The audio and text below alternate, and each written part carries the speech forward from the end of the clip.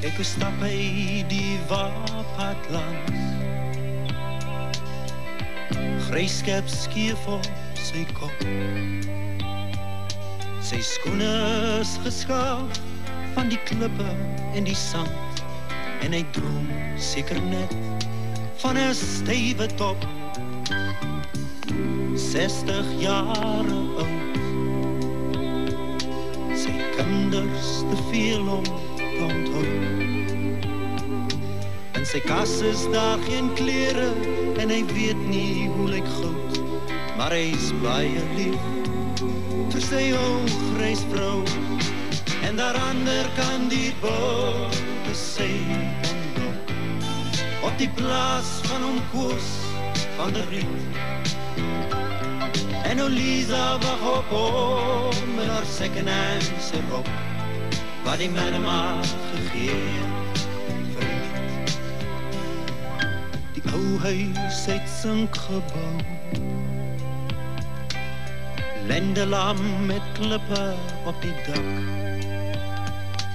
En die enigste vertrek staan 'n kortgolf radio met thuisgemaakte seep op die rak. Kyk hoe stap hy die waapad langs, gryskep skeef op sy kop. Sy skoene is geskaaf van die klippe en die sand, en hy droom seker net van 'n stywe dop. En daar ander kan die bote sy ondop, op die plaas van hom Koos van der Riet.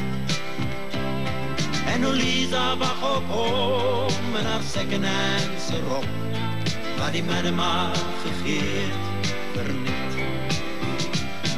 En saam sittel saam voor die vuur, en hy droom van sy kraal en transkei. Hy beloof aan sy vrou alles te doen, maar nou ja, die droom is gauw verby.